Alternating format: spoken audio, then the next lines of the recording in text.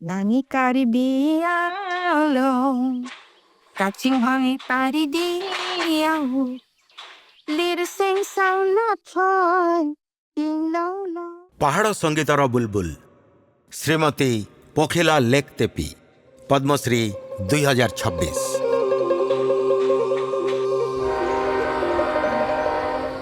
କାର୍ବି ଆଂଲଂ ଆସାମର ଏକ ସୁନ୍ଦର ଗାଁ ଯେଉଁଠି ରୁହନ୍ତି କାର୍ବି ସମ୍ପ୍ରଦାୟ ଆଉ ପୋଖିଲା ଲେକ୍ ତେପି।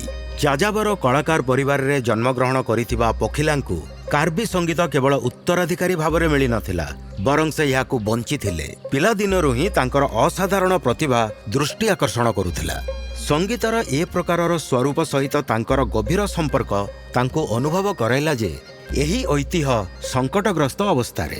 କାର୍ବି ସଙ୍ଗୀତ କେବଳ ବୟସ୍କଙ୍କ ଭିତରେ ସୀମିତ ଥିଲା। ସେ ସମୟରେ କାର୍ବି ଗୀତ ତ ଥିଲା, କିନ୍ତୁ ପ୍ରଦର୍ଶନ କରିବାର ବେଶୀ ସୁଯୋଗ ମିଳୁନଥିଲା। ପ୍ରତିବନ୍ଧକ ଅନେକ ଥିଲା। ଦାରିଦ୍ର୍ୟତାର ନିରନ୍ତର ପ୍ରଭାବ ଥିଲା ଆଉ ପରମ୍ପରା ମହିଳାମାନଙ୍କୁ ସାର୍ବଜନୀନ ମଞ୍ଚରୁ ଦୂରେଇ ରଖୁଥିଲା।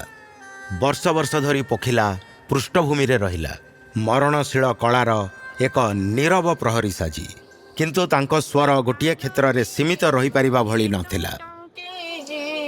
ବନ୍ଧନ ଭାଙ୍ଗି ସେ ଚର୍ଚ୍ଚରେ ନିଜ ମଞ୍ଚ ପାଇଲେ, ସମବିଚାରଯୁକ୍ତ ଲୋକଙ୍କୁ ସାଥିରେ ନେଲେ ଆଉ ମହିଳାମାନଙ୍କୁ ଉତ୍ସାହିତ କରି ସାଥିରେ ଯୋଡ଼ିଲେ। ସେ ଦୁର୍ଗମ ଅଞ୍ଚଳରେ ବୁଲିଲେ, ବୟସ୍କମାନଙ୍କୁ ଭେଟି ଲୁପ୍ତପ୍ରାୟ କଳାର ଡକୁମେଣ୍ଟେସନ କଲେ। ଆପଣ ଗୀତର ବୋଲ ଲେଖନ୍ତୁ, ତାକୁ ସ୍ୱରରେ ସଜାନ୍ତୁ।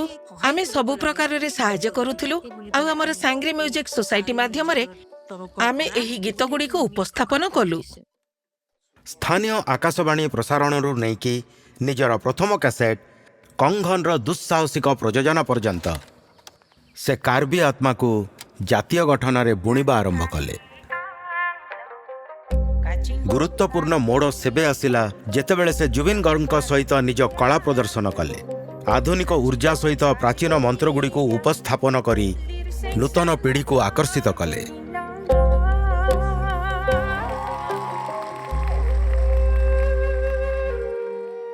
ପଚାଶ ବର୍ଷ, 300 ଗୀତ। ସେ କାର୍ବି ସଙ୍ଗୀତକୁ ପାହାଡ଼ରୁ ଆଣି ଲୋକଙ୍କ ହୃଦୟରେ ପହଞ୍ଚାଇ ଦେଲେ। ଆଜି ପୋଖିଲା ହେଉଛନ୍ତି କାର୍ବି ସଙ୍ଗୀତର କୂଳମାତା। ଲେଖିବା, ମାର୍ଗଦର୍ଶନ କରିବା ଏବଂ ଉପସ୍ଥାପନ ଦ୍ୱାରା ଅତୀତକୁ ସଂରକ୍ଷଣ କରି ସୁନିଶ୍ଚିତ କରୁଛନ୍ତି ଯେ କାର୍ବି ଆଂଲଂର ମହିଳାମାନେ ନିଜର ଭବିଷ୍ୟତ ନିଜେ ସ୍ୱରବଦ୍ଧ କରନ୍ତୁ। ମୁଁ ଆଶା କରୁଛି ଯେ ଆମର କାର୍ବି ଆଂଲଂ ଆହୁରି ପ୍ରଗତି କରିବ। କାର୍ବି ଆଂଲଂର ମହିଳାମାନେ ମଧ୍ୟ ପ୍ରତ୍ୟେକ କ୍ଷେତ୍ରରେ ଆଗକୁ ବଢ଼ନ୍ତୁ, ଏହା ମୋର ସ୍ୱପ୍ନ। ଶ୍ରୀମତୀ ପୋଖିଲା ଲେକ୍ ତେପି ପଦ୍ମଶ୍ରୀ 2026 ସମ୍ମାନିତା। କୋଟି କୋଟି ନମସ୍କାର।